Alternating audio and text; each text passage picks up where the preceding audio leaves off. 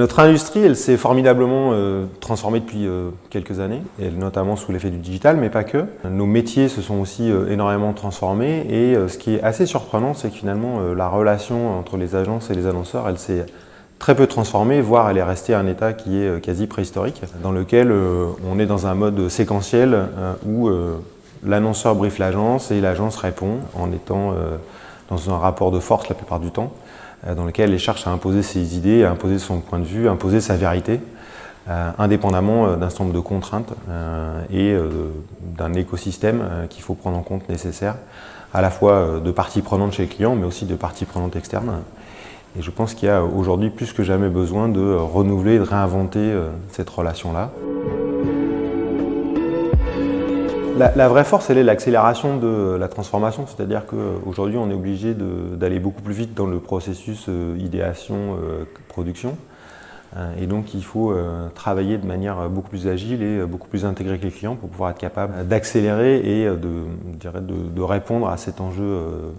de besoin d'accélération. On n'a plus 9 mois pour sortir des choses, il faut aller beaucoup plus vite. Nous, on a été un peu fainéants, c'est-à-dire qu'on a regardé quels étaient les moyens qui permettaient d'aller plus vite à l'efficacité et de trouver les meilleures idées. Donc on était à regarder ce qui se passait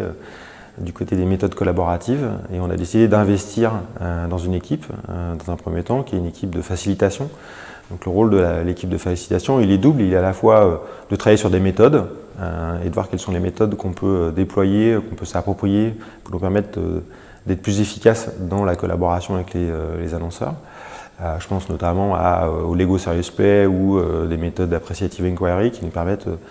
d'aller chercher des choses différemment dans la mélange qu'on travaille avec les clients. Et le deuxième rôle des facilitateurs, il est, comme son nom l'indique, de faciliter le travail collaboratif et donc d'avoir quelqu'un d'objectif et d'extérieur dont la seule mission est de faire en sorte qu'on produise les meilleures idées et qu'on produise le meilleur travail ensemble.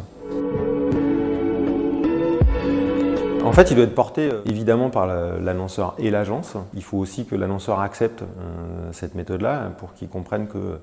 ça peut produire de vrais résultats. Ça veut dire aussi abandonner une partie de son pouvoir de décision au collectif. Et je pense notamment dans un rapport à la hiérarchie dans une entreprise française qui est bien particulier. Au-delà de ça, l'effort collaboratif, il est plus large que ça parce qu'il est aussi de faire travailler d'autres parties prenantes de l'entreprise, que ce soit des partenaires, que ce soit des entreprises qui peuvent nous apporter les solutions dont on a besoin, qui nous donnent des points de vue extrêmement pertinents et qui sont critiques dans le projet, mais aussi travailler avec les consommateurs ou les clients ou différentes parties prenantes du projet suivant la nature du sujet qu'on traite, pour les intégrer dans la réflexion. Aujourd'hui, construire une plateforme de marque sans intégrer les consommateurs ou les clients ou d'autres parties prenantes est une hérésie, et donc il faut absolument qu'on puisse faire en sorte qu'ils soient partie prenante parce qu'ils le seront de toute façon aujourd'hui dans un monde qui est très participatif et sur lequel tout le monde a la possibilité de donner son point de vue et d'avoir un avis sur ce que fait telle marque ou ce que fait telle entreprise.